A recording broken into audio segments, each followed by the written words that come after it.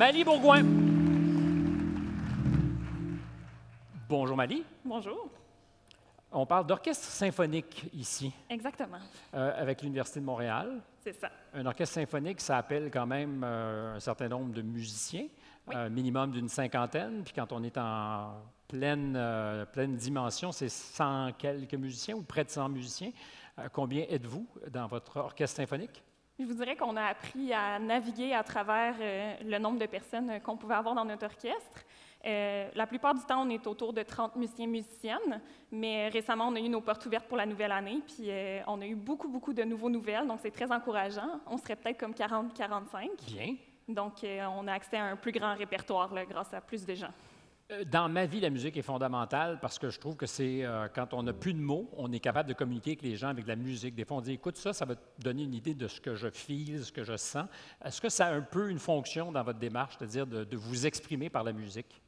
Absolument. Je pense que le bon exemple là-dedans, c'est qu'on est vraiment des étudiants et étudiantes dans différents programmes de C'est pas l'université. tous des musiciens. Non, dans le fond, ça peut être des gens qui ont fait un bac en musique, comme ça peut être des gens qui ont fait 1 an de musique au primaire il y a 10 ans.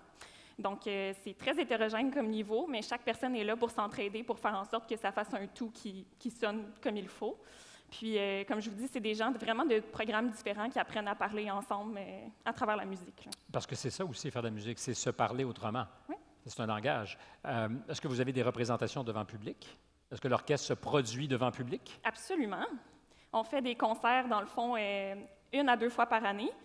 Donc, notre dernier concert, c'était le 8 mai dernier à l'église Saint-Édouard à Montréal. Avec du vrai monde dans l'Église, là. Du vrai monde dans l'église. Les 2 dernières années, pour les répétitions ou travailler ensemble, ça n'a pas dû être simple. Vous n'avez certainement pas fait l'orchestre par Zoom. Qu'est-ce que vous avez choisi de faire?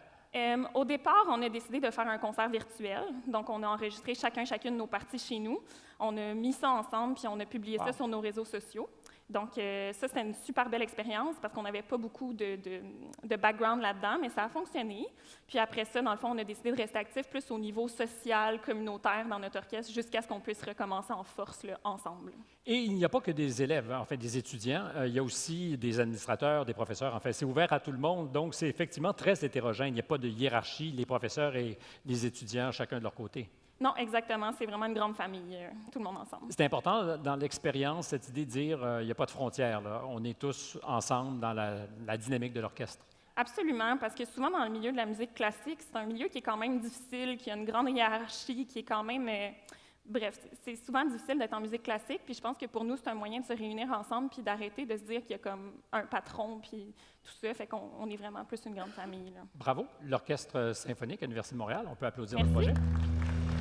Et finalement, Lambert Leduc pour Pas de roche. Et pour connaître le nom du récipiendaire de l'avenir Arts, Lettres et Culture, j'invite sur scène M. Étienne Champagne, vice-président F&A, Développement et Projets majeurs chez Énergir. F&A, c'est? Finances et acquisitions. Finances et acquisitions. Ça prend évidemment des finances pour acquérir. Oui, des projets, on s'intéresse à vos idées, ça c'est certain. Donc, félicitations à tous. Alors, Énergir est fier de s'associer à Force et Avenir en soutenant la catégorie Arts, Lettres et Culture. Le lauréat est Orchestre symphonique étudiant de l'Université de Montréal.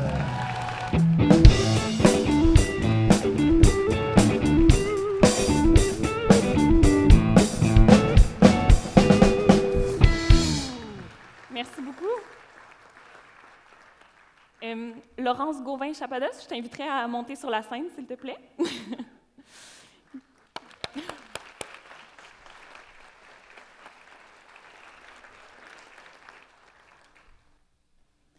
Bien, je vais commencer en attendant pour ne pas vous faire attendre. Merci infiniment. Je pense qu'on s'est présenté ce soir en étant presque convaincus qu'on n'allait pas gagner parce que nos compétiteurs, bref, les autres étudiants et étudiantes étaient vraiment extraordinaires, leur projet aussi. Donc, félicitations à vous deux, à vos regroupements.